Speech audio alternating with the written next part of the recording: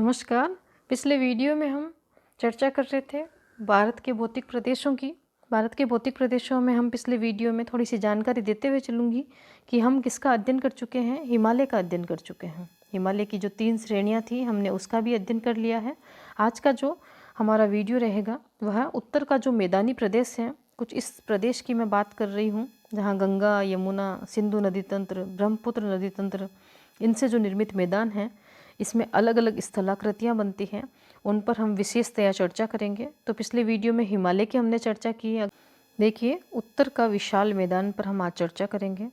यह जो मैदान है हिमालय पर्वत तथा प्रायद्वीपीय पठार के मध्य में स्थित है। ठीक है। प्राचीन काल में यह भूभाग जो है गंगा तथा सिंधु मैदान के नाम से जाना जाता था, किंतु विभाजन हुआ और विभाजन के कारण सिंधु तथा सहायक नदियाँ उसकी, जैसे झेलम है, चिनाब है, रावी, व्यास आदि, इनके मैदान तो पाकिस्तान की सीमा में चले गए।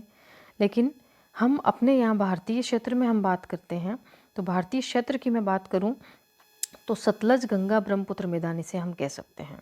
क्यों? क्योंकि बाकी जो अन्य नदियाँ हैं वह पाकिस्तान में जा चुकी है। इस कारण सतलज भारतीय क्षेत्र में हम इस कारण हम भारतीय क्षेत्र में हमें सतलज, गंगा तथा ब्रह्मपुत्र का मैदान क्षेत्र कह सकते हैं, और तथा इनकी सहायक नदियों से ये निर्मित है। नेक्स्ट हम देखते हैं कि एक शब्द हमें मिलता है दो आब। क्या मिलता है? दो आब क्षेत्र। तो दो आब क्षेत्र किससे कहते हैं? हम देखते हैं दो नदियों के मध्य का जो क्षेत्र होता है वह दो आब क्षेत्र कहलाता है। क्या कहलाता है? दो नदियों के मध्य का बीच का भाग जो है वह दोआब क्षेत्र कहलाता है। इस मैदान की हम बात करें, पंजाब, हरियाणा, उत्तराखंड, उत्तर प्रदेश, उत्तरी राजस्थान, बिहार तथा उड़ीसा, पश्चिमी बंगाल तथा झारखंड आदि राज्य इसमें सम्मिलित माने जाते हैं। तो विस्तार से अध्ययन करते हैं। उसकी कुछ स्थलाकृतियाँ हैं। तो उत्तर के मैदान का महत्व किस कारण बढ़ जाता है और क्यों हम इसका अध्ययन करते हैं? देखिए, उत्तर का मैदानी भाग जो है इसका महत्व इसलिए बढ़ जाता है क्योंकि यह जो भाग है, यह भौतिक भाग है, यह नदियों के द्वारा बहा करके जो मिट्टी लाई जाती है उससे बनता है। जो कांप मिट्टी होती है, नदी की सबसे बारीक मिट्टी को कांप मिट्टी कहते हैं। कांप मिट्टी से बनने के कारण ये अत्यधिक उपजाऊ मैदान है। भारत का सबसे उपजाऊ भौतिक भाग है ये। तो अत्यधिक उपजाऊ मैदान है। यहाँ पर अनेकों नदियाँ अपना जल लेकर के आती है, जिसके कारण यहाँ पर सिंचाई के लिए प्रचुर जल उपलब्ध है। नदियों का उपयोग हम सस्ते यातायात के साधन के रूप में कर सकते हैं। जब हम परिवहन टॉपिक करते हैं तो उसमें हम जल परिवहन में आंतरिक तथा बाह्य जल परिवहन दोनों करते हैं। आंतरिक जल परिवर्तन जो होता है वह नदियों के माध्यम से होता है और बाह्य जल परिवर्तन वो समुद्र के माध्यम से होता है। तो नदियों का उपयोग हम सस्ते यातायात साधन के रूप में भी करते हैं।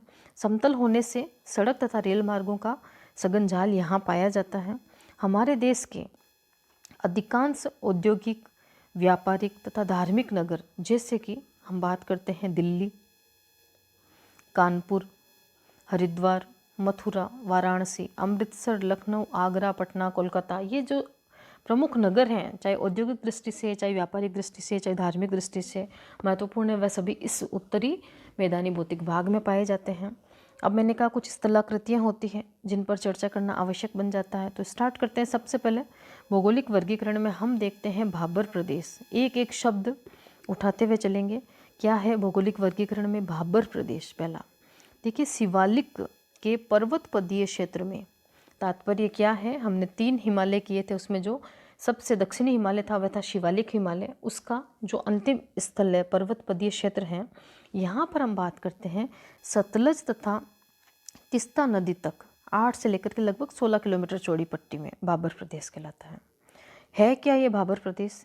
तो देखिए, पर्वतीय क्षेत्र से जब कोई नदी निकलती है और मैदानी क्षेत्र में जब वो नदी प्रवेश करती है तो ढाल कम होने के कारण नदियाँ जो हैं वह भारी चट्टानों, इनके टुकड़े करके इस पर्वत क्षेत्र में जमा कर देती है। इस क्षेत्र में अधिकांश नदियाँ भूमिगत प्रवाह पर चलती हैं। तो देखिए, हमने पहला प्रदेश देखा है। प्रदेश का नाम है भाबर प्रदेश। भाबर प्रदेश से तात्पर्य यह है कि पर्वतपदीय स्थान से जब मैदानी स्थान में नदी प्रवेश कर रही है तो उस समय हम देखते हैं कि नदी, पहली बात की इस प्रदेश में नदी जो है वह भूमिगत हो जाती है। दूसरी बात, यह जो पर्वतपदीय क्षेत्र है यहाँ पर पत्थर, चट्टानें या भय से भाबर और भय से हम स्थानीय भाषा में पत्थर को क्या कहते हैं, भाटा प्रदेश। तो यहाँ पर पत्थर पाए जाते हैं और पत्थर के नीचे नदी होती है, इस कारण ऐसे लगता है कि यहाँ पर आकर के नदी जो है वह लुप्त हो गई। यह पहला क्षेत्र पाया जाता है। दूसरे की हम बात करते हैं, भौगोलिक क्षेत्र में उत्तर का मैदानी क्षेत्र जो है, दूसरे की हम बात करते हैं तराई प्रदेश। ठीक है, भाबर प्रदेश के बाद में हम बात करते हैं, भाबर से हमने लिया चट्टानी भाग, जहाँ नदियाँ देखिए भय से भाबर, भय से भाटा, भय से भूमिगत होती है। तराई प्रदेश की हम बात करते हैं तो देखिए तराई प्रदेश भाबर के दक्षिण में मैदान का वह भाग है। भाबर प्रदेश में जहाँ हमने देखा कि नदी भूमिगत रहती है, भाबर प्रदेश का जो भूमिगत जल होता है वह पुनः धरातल पर जब प्रकट होता है तो तराई प्रदेश का निर्माण होता है। ठीक है, ढाल की न्यूनता और अनियमित जल प्रवाह के कारण यहाँ पर दलदली क्षेत्र पाए जाते हैं। दलदल होने के कारण यहाँ पर सघन वन भी पाए जाते हैं और लंबी लंबी घासें पाई जाती हैं, जैसे कि कांस, हाथी घास आदि। हाथी और गेंडे जैसे विशाल वन्य जीव भी यहाँ पाए जाते हैं। तो भारत के किस भौतिक क्षेत्र में ये वन्य जीव पाए जाते हैं, ये घास पाई जाती है? तो हाथी जैसी लंबी लंबी घास कहाँ पाई जाती है?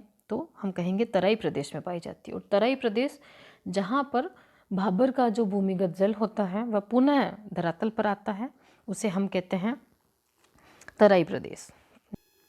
बांगर प्रदेश की हम बात करते हैं। देखिए प्राचीन तलछट से निर्मित उच्च मैदान बांगर कहलाते हैं, जहाँ नदियों के बाढ़ का जल नहीं पहुँच पाता। मतलब कभी कभार पहुँचा है, हमेशा नहीं पहुँच पाता। यह उत्तर प्रदेश के उत्तर पश्चिमी भाग तथा उत्तराखंड में अधिक पाए जाते हैं। तो भारत के किस राज्य में बांगर प्रदेश की सर्वाधिक मात्रा पाई जाती है? तो बांगर प्रदेश जो है यूपी एंड यूके में पाए जाते हैं। ठीक है, अब बात करते हैं खादर प्रदेश। देखिए बांगर प्रदेश मतलब पुरानी जलोढ़ मिट्टी, खादर प्रदेश मतलब नवीन जलोढ़ मिट्टी। नवीन में क्या होगा कि नदी प्रत्येक वर्ष अपना पानी बहा करके लाएगी और मिट्टी को साफ करके चली जाएगी, जबकि बांगर प्रदेश में कई सालों में एक बार के लिए आएगी, इस कारण इसको पुरानी जलोढ़ मिट्टी वाला क्षेत्र भी कहा जाता है। नेक्स्ट हम देखते हैं खादर प्रदेश पर हम बात करते हैं। तो देखिए खादर प्रदेश जो है यह नई तलछट व कांप मिट्टी से बने हुए निचले मैदान हैं, जहाँ बाढ़ का पानी प्रति वर्ष पहुँचता है। इस कारण इसको हमने क्या कहा, नई जलोढ़ मिट्टी वाला क्षेत्र, क्योंकि यहाँ पर नई परत जमती है। ऐसे मैदानों को खादर कहा जाता है। यह उत्तर प्रदेश, झारखंड, बिहार तथा पश्चिम बंगाल में सबसे ज़्यादा पाए जाते हैं। तो ये दूसरा भौतिक भाग यहाँ कंप्लीट होता है। इसको एक्सप्लेन करने के लिए मैं कहूँगी, देखिए यहाँ पर हम हिमालय पर्वत श्रेणी जैसे करते हैं। ये देखिए, यह जो हिमालय पर्वत श्रेणी हम करते हैं इस तरीके से, तो यहाँ से हमने बात की थी कि उप हिमालय श्रेणी में कुछ नदियाँ जो हैं वह अपना पानी बहा करके लेकर के आती हैं। क्या बहा करके लेके आती हैं? पानी।